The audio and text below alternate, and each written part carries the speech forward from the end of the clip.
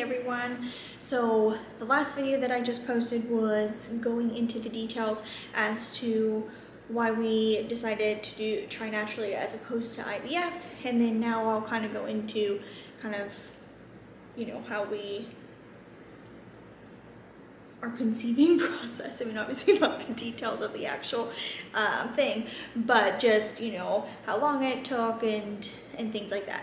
So we as I had mentioned, we wanted to try for another sibling for Paxton as soon as he turned 1, and when he turned 1, so I was exclusively breastfeeding Paxton,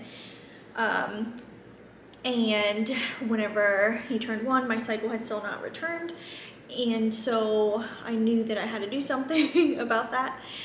So I did some reading, and it said that if you drastically drop a feeding, that it can kind of kick your body back into gear, and your cycle will return and you'll start ovulating and things like that. So Paxton, he kind of just nursed on demand, so we didn't have a fix like a schedule, so I couldn't easily just like drop a 1 o'clock feeding or what have you. So what I did was I dropped all the daytime feedings, kind of cold turkey. I kept the nighttime just because I wanted him to be able to still soothe at night and be able to fall asleep, and I didn't want to take everything away because I enjoy breastfeeding. And to be honest, my hope was to continue to breastfeed him at night so that I still had milk, and then have my cycle return, me get pregnant, and be able to continue nursing him until he was ready to wean himself. So I did that for about a month. My period returned. I was impatient and bummed that I didn't get pregnant right away. So I said, nope, I'm going to, completely stop breastfeeding. So then I took away the nighttime feed, and then that was actually when we conceived and we got pregnant. That pregnancy didn't make it, so we lost it right around 5 weeks. We had been monitoring my levels and my progesterone, and just it all of a sudden completely plummeted my levels, and so we lost that pregnancy, which for me was very hard because all my losses before Paxton, I wasn't on the baby aspirin or the heparin, and then once we got with the reproductive endocrinologist and I got diagnosed with my blood clotting disorder and we were on that, we ended up with Paxton. And so in my head, it was okay, next time we get pregnant, we'll be successful because I'll be on the baby aspirin and the heparin, but obviously we still ended up miscarrying. So that was hard. And then to kind of like get me mentally ready to try again, I guess, I kind of told myself, that was just my 1 in 4, because at that point that was already pregnancy number 5. Statistically, odds were it was bound to happen that I would have a miscarriage. So let's say, and you're probably thinking, well, you already had a ton, but let's say all the other pregnancies would have been fine if I would have been on the right medication. Then, like I said, that one would have been my 1 in 4. So that's kind of what I told myself to make the loss a little bit more tolerable, and to make continuing trying not as emotional and difficult. So that's kind of what I told myself. And then so obviously after the miscarriage, we didn't try that cycle, and then whenever I finally got my period,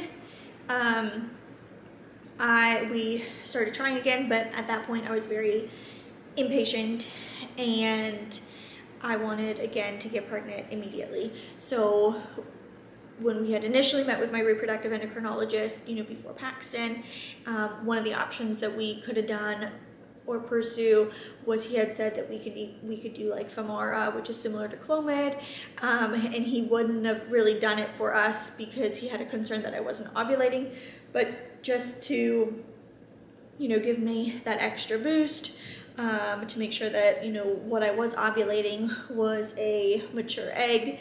And so I talked to my OB, and you know, she said we could try.